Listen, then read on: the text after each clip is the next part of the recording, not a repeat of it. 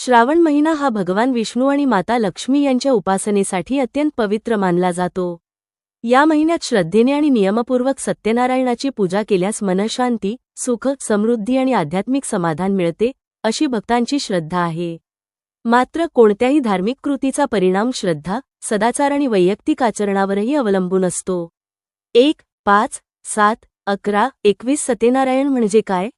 याचा अर्थ श्रावण महिन्यात आपल्या संकल्पानुसार 1, 5, 7, 11 किंवा 21 वेळा सत्यनारायणाची पूजा करणे। आपल्या वेळेनुसार, आर्थिक परिस्थितीनुसार आणि श्रद्धेनुसार हा संकल्प केला जाऊ शकतो। संकल्प कसा करावा? पूजेच्या सुरुवातीला हातात अक्षता, फूल आणि पाणी घेऊन प्रार्थना करा, हे श्री सत्यनारायण भगवान, मी श्रावण महिन्यात श्रद्धेने 1, 5/7, 11/21 वेळा तुमची पूजा करण्याचा संकल्प करीत आहे। माझ्या कुटुंबावर कृपा करा, सद्बुद्धी, आरोग्य, सुख, समृद्धी आणि धर्ममार्गाचे पालन करण्याची शक्ती द्या। पूजा करण्याची पद्धत: सकाळी स्नान करून स्वच्छ वस्त्रे परिधान करा। पूजास्थळ स्वच्छ करून पाटावर लाल किंवा पिवळे वस्त्र अंथरा। कलश स्थापना करा। श्री गणेश पूजन करा। भगवान विष्णू आणि माता लक्ष्मी यांची पूजा करा। श्री सत्यनारायणांची विधिवत पूजा करा। सत्यनारायणाची संपूर्ण कथा वाचा किंवा ऐका। विष्णू मंत्र किंवा नमो भगवते वासुदेवाय या मंत्राचा 108 वेळा जप करा। शिरा किंवा इतर सात्विक नैवेद्य अर्पण करा। आरती करून प्रसाद सर्वांना वाटा। कोणते नियम पाळावेत? शक्यतो सात्विक आहार घ्या। खोटे बोलणे, वाद, विवाद आणि अपशब्द टाळा। स्वच्छता आणि मनाची पवित्रता राखा। तुळशीची सेवा करा।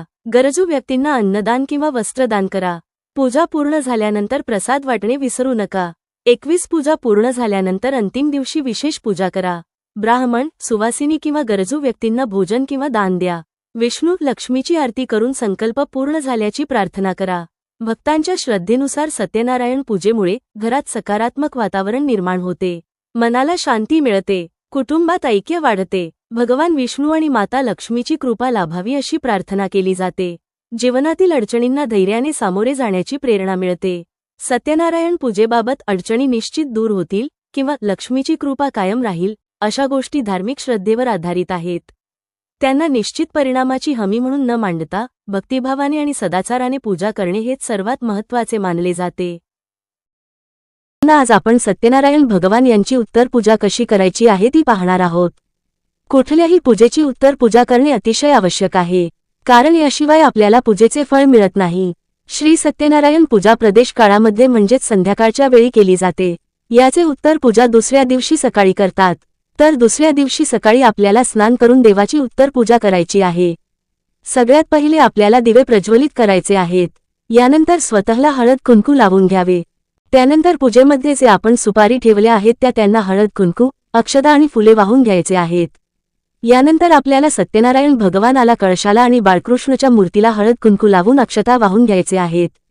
यानंतर श्री गणपती बाप्पा आणि सत्यनारायण भगवानची आरती करायची आहे।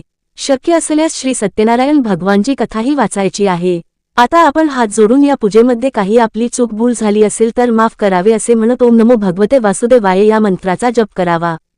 जप करत तुम्ही ही फुले सर्व देवी देवता वावी श्री सत्यनारायण भगवानना फुले वाताना आपल्याला मंत्र म्हणायचा आहे। श्री सत्यनारायण ना फुले वाताना भगवान ना फुले आपल्याला मंत्र म्हणायचा आहे। अनेनकृत पंचोपचार पूजनेन तेन श्री सत्यनारायण सांग सपरिवार प्रियता इतर देवांचे विसर्जन करताना मंत्र म्हणायचा आहे।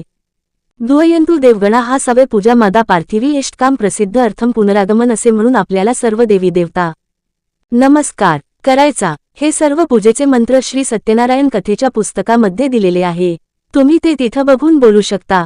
आता आपल्याला श्री बालकृष्णाची मूर्ती जागेवर थोडीशी हलवून घ्यायची आहे। श्री सत्यनारायण भगवानचा फोटो, कलश आणि त्याचप्रमाणे चौरंगही थोडासा हलव घ्या। देवाला वाहिले फुले आणि पाने सर्व आपल्याला निर्मामध्ये विसर्जित करायचा आहे। पूजेमध्ये मांडले सुपोर तुम्ही पुढच्या वेळेला सुद्धा पूजेमध्ये वापरू शकता।